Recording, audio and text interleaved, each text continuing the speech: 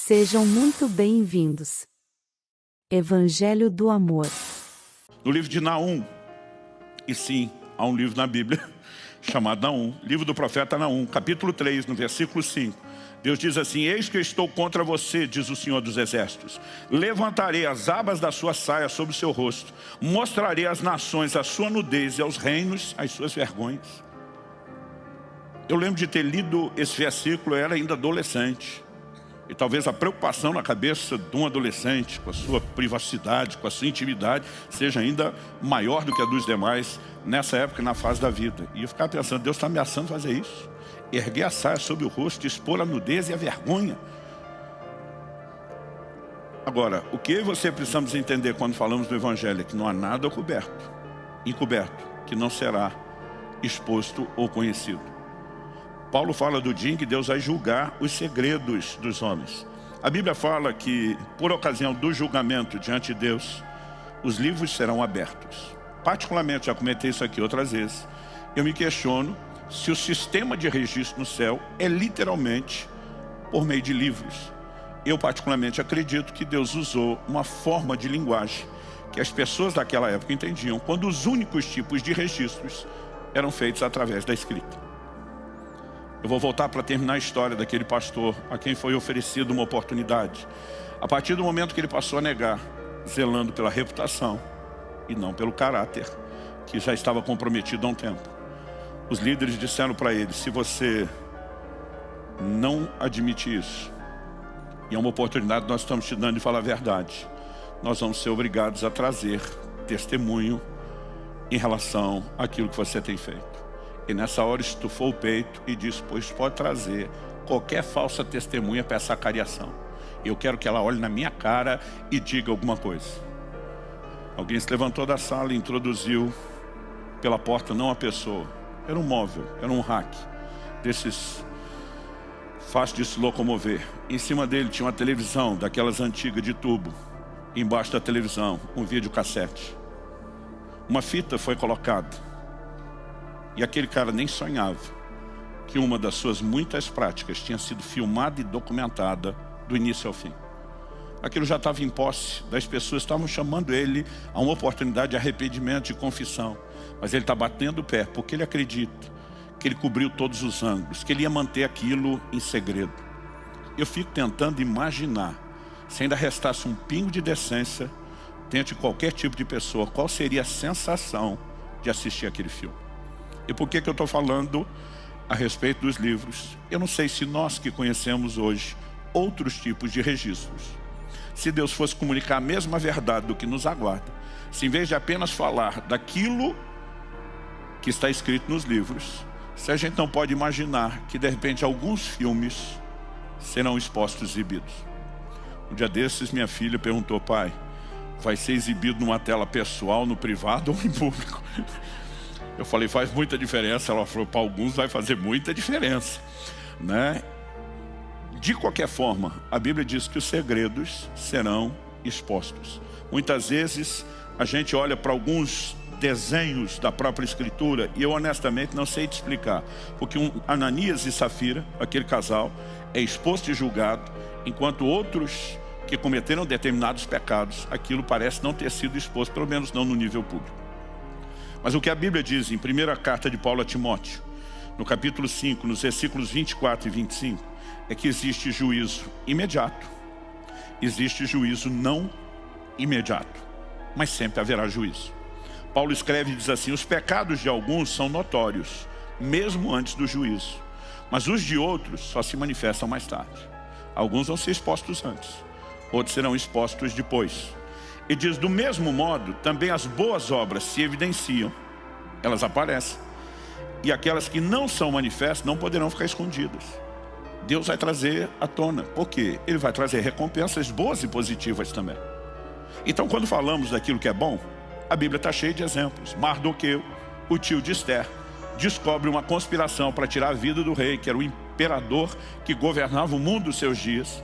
Ele, para não ser cúmplice daquele erro que ele toma conhecimento, ele alerta ao palácio, a conspiração foi desbaratada, a vida do rei foi preservada, ninguém sequer lhe agradeceu. O que eu e você precisamos entender é que, independente das pessoas reconhecerem o que fazemos ou não, como dizia mamãe, Deus está vendo. E para mim e para você isso é que importa. Se isso não se tornar manifesto agora, será reconhecido um dia, porque Deus é o justo juiz. Quem está entendendo, diga amém. Mas há momentos onde Deus diz, mas não quero deixar escondido só até o dia do juízo. Ele olha para Mardoqueu e diz, vou guardar o seu crédito por um tempo, até que você precise mais. Um dia antes da nação de Israel ter a sua existência ameaçada por causa de um decreto que permitiria, o extermínio, o genocídio de uma linhagem, o rei não consegue dormir, perde o sono. E acredite, a divina providência está por trás disso. Esse homem, numa época que não tinha televisão nem internet para se entreter à noite, pede a um dos seus servos que traga uma das crônicas do reino para ler. Fique imaginando, devia ser muito interessante. O tédio de não dormir tornava qualquer coisa interessante. E eu imagino aquele servo indo naquela prateleira cheia de muitos registros, e ele acha que ele está fazendo uma escolha aleatória. Mas a divina providência guia a mão desse cara. Ele simplesmente traz uma das crônicas e começa a ler. Qual era a história? Como Mardoqueu havia informado o palácio de uma conspiração contra o rei. A conspiração foi constatada, desbaratada, a vida do rei foi preservada. Depois de ler isso tudo, o rei pergunta, e o que é que fizeram para recompensar esse homem? O servo diz, não fizeram nada. Não, uma coisa dessa não pode ter ficado sem recompensa. Rei, se tivesse sido feito, estaria no registro. Não está no registro, não fizemos. É naquele momento que o rei diz, então nós temos que consertar o erro. E Deus guarda o crédito para a hora certa. Ele tem razões pelas quais algumas vezes o bem que fazemos é exposto antes ou só depois. E ele também tem as suas razões pelas quais o mal que fazemos é exposto antes ou será só depois.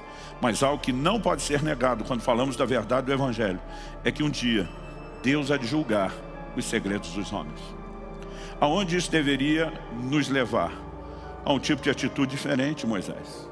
Em vez só de olhar para um lado, olhar para o outro, ou como diz a versão que eu li, para todos os lados, Moisés devia ter olhado para cima. E devia ter lembrado, Deus está vendo. Se você tivesse a mais absoluta certeza e convicção de que ao fazer algo, nunca ninguém jamais saberia, você sentiria tentado a cruzar alguma linha, algum limite. Se você em algum momento acreditar nisso, é porque você de fato ainda não entendeu a perspectiva de caráter, não no ditado popular, o que você é quando ninguém está olhando, mas o que você é quando sabe que Deus está vendo, mesmo quando ninguém esteja. Sabe, eu e você precisamos entender esse volume de versículos, e acredito, eu estou resumindo o assunto. Não está aqui na Bíblia apenas para encher, para ganhar espaço e tornar o livro maior. Deus foi além da informação. Ele entra no nível de ênfase. E Ele quer que eu e você, mesmo os crentes que vivemos na nova aliança, que conheçamos a graça, possamos ser também tomados pelo temor do Senhor. O temor do Senhor é importantíssimo. Diz Paulo em 2 Coríntios 7:1, para aperfeiçoar a nossa santidade. E diz, aperfeiçoando a santidade no temor do Senhor. Deus não quer que nós saibamos que Ele está vendo e que vai retribuir tudo. Simplesmente, só para que a gente imagine que o prazer dele é fiscalizar.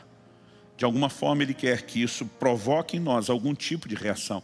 E se eu e você aprendemos a viver com essa mentalidade, vai fazer toda a diferença no dia a dia, na maneira como nós caminhamos, na forma como nós nos conduzimos. Meu amigo Danilo Figueira, pastor da comunidade cristã de Ribeirão Preto, tuitou anos atrás, eu fiz questão na época de copiar e guardar isso. Ele fez a seguinte afirmação, o que sou a luz, quando ele fala de luz e trevas, está falando em público ou sozinho, o que sou a luz determina minha credibilidade. O que sou no escuro determina minha autoridade. Diante dos homens precisamos de reputação, pois ela traz credibilidade. Mas diante de Deus o que vale é caráter. E daí é que vem a autoridade. Smith Wigglesworth, o apóstolo da fé, dizia, deveríamos estar mais preocupados com um caráter nobre e rico do que com uma boa reputação. A popularidade pode ser alcançada muito rapidamente, mas um caráter nobre é o produto de anos de treinamento e disciplina divinos. Ou seja, é o que eu e você construímos ao longo dos anos. Que Deus nos ajude a ter a percepção correta daquilo que Ele nos ensina, daquilo que Ele nos orienta, e que a gente possa corresponder à altura. É a minha oração em nome de Jesus. Quando eu era garoto, eu lembro de uma frase que meu pai repetia, dizendo que a voz de Deus tinha eco. Porque o salmista diz assim, uma coisa disse Deus, 2 vezes eu ouvi.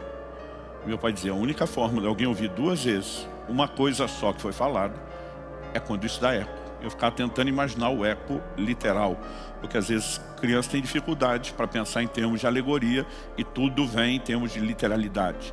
O que meu pai estava insinuando é que quando Deus fala alguma coisa, a gente não deveria ouvir aquilo só naquele momento. A gente deveria continuar ouvindo. Aquilo precisa reverberar na nossa vida. Como eu quero aplicar isso? A minha oração é que quando você sair desse culto, que você não desligue simplesmente aquilo que você ouviu, como que diz. Já ouviu o que tinha que ouvir? Né? Daqui para frente, deleto. Que você possa de alguma forma meditar nisso. Algo que muitas vezes as pessoas me perguntam é, pastor, o senhor poderia compartilhar com a gente verdades que te ajudaram a chegar até onde o senhor está? Princípios que o senhor entendeu, que te ajudaram a viver aquilo que você vive em Deus? E eu gostaria de te dizer que quando eu olho para trás, desde os dias da minha adolescência, você tem uma verdade e um princípio que está naquela classificação das coisas muito importantes que eu compreendi ao longo da minha caminhada. É que Deus está vendo, mesmo que ninguém mais esteja. Aliás, eu me lembro aos 18 anos de idade, quando me matriculei, fiz apenas alguns meses de um curso no Instituto Bíblico. Logo na primeira aula, o professor, que também era o diretor do seminário, né, logo nas primeiras aulas, na primeira matéria, ele de repente anunciou uma prova surpresa. E todo mundo ficou desesperado. Porque ninguém está estudando, se preparando para o ministério, tem uma nota ruim no Instituto Bíblico. Mas ao mesmo tempo, a gente está naquele susto, como uma nota surpresa. Ele deve ter visto e lido a reação, né, dos alunos, a maioria garotos como eu. E ele falou assim, olha, enquanto o pessoal vai entregar a prova virada para baixo e vocês vão olhar só a parte de trás em branco, está sendo colocada aí nas carteiras, deixa eu só fazer um comentário sobre algo que eu li esses dias. Ele falou assim, a tecnologia chegou a um ponto, e nós estamos falando aí de mais de 3 décadas atrás, e diz que hoje, via satélite, esses satélites têm lentes, né, de tamanho, alcance e precisão, que eles conseguem localizar um clipe no fundo de um quintal de uma casa. Eu estou pensando, eu lá quero saber de lente e tecnologia, eu estou desesperado para tentar lembrar as aulas dadas, né? E de alguma forma ele está dizendo, gente, o que eu estou dizendo é sério, importante, preste atenção. Ele disse, se o ser humano chegou nesse nível de vigilância, você imagina Deus lá no céu vendo tudo? E sem que ele falasse nada, ele simplesmente mexeu com a tentação de muitos que estavam se preparando para o ministério. Ele diz, não é hora de consultas extraoficiais para essa prova. Eu acho que ninguém, com aquele exemplo que ele deu naquele momento, se permitiu ser tentado a colar. E acredite, nós conversamos com vários, e ele já estava pensando, é injusto o que ele fez, eu vou dar uma puxada aqui, eu vou checar. Agora, se eu e você vivemos uma consciência de que Deus está nos vendo, e nós não estamos apenas tentando nos proteger da vigilância, mas vivendo com o coração para honrá-lo, você entende que isso te ajuda a mudar a sua conduta e o seu estilo de vida. Obviamente eu não vim falar aqui das coisas que você já fez. E tudo aquilo que erramos, só nos resta o arrependimento, contar com a misericórdia de Deus, com o sangue de Jesus, com a justificação e com o recomeço. E se alguém já foi insensato o suficiente para tropeçar, que não seja para não consertar e não recomeçar. Mas o que eu estou ensinando tem um propósito. Tem muito mais a ver com o daqui para frente do que com o daqui para trás, né? Pastor, mas ainda assim eu estou preocupado com esse filme que um dia será exibido. De qualquer forma, meu amigo, o filme já foi gravado. Então a preocupação é o fim do filme, né? É o fim da história e não necessariamente aquilo que nós vivemos até hoje. Que a gente possa entender que a graça, além de remover a condenação de pecados já cometidos, ela nos empodera para a obediência. Deus nos dá recursos e parte desse recurso é a consciência oferecida pela sua palavra de que Deus está vendo. Então, quando você se lembrar, se você, como a maioria dos filhos, teve aquela mãe que apontava o dedo e dizia, Deus está vendo, né? Se você é desse time, eu quero que você imagine que, consciente ou não, ela estava sendo boca de Deus para você. Não para que você olhe para Deus com terror, mas que você olhe com devido e santo temor. Amém? Feche seus olhos por um instante. Pai, mais uma vez te pedimos que a Tua palavra fale e cale nos nossos corações. Não só aqui e agora, mas a partir de agora. Oramos por um entendimento e compreensão que possa nortear a nossa conduta, pautar as nossas escolhas, nos ajudar, ó Deus, nas devidas ponderações dia após dia. Lembrando que os olhos do Senhor estão em toda parte. Pai, nós queremos não apenas a compreensão de que Tua palavra nos orienta a não viver em função da vigilância dos homens, mas que ela nos lembra que é um Deus que tudo vê.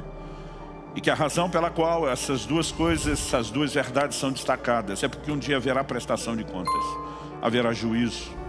E nós oramos, ó Deus, que essa consciência possa, de fato, colocar diante de nós um norte, na hora das nossas escolhas, da forma como trilharemos os nossos caminhos, como viveremos a nossa vida.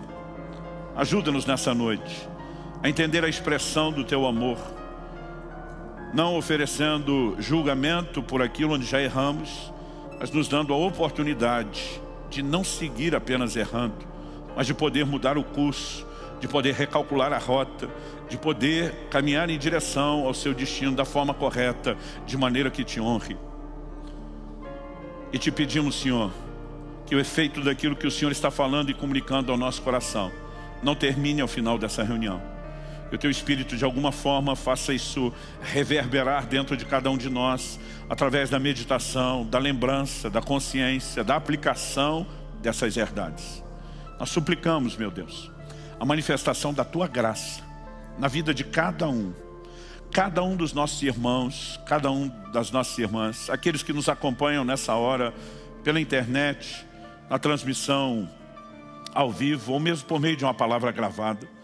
Que a mão do Senhor os toque, que o Teu Espírito fale, que a Tua presença, ó Deus, possa ministrar, quer seja exortando, chamando ao arrependimento, ao conserto, nos chamando e exortando à vigilância e ao cuidado, mas que a Tua palavra cumpra o propósito pelo qual tem sido liberada. Nós oramos em nome de Jesus, em nome de Jesus. Se inscreva para receber mensagens da Palavra de Deus para seu coração.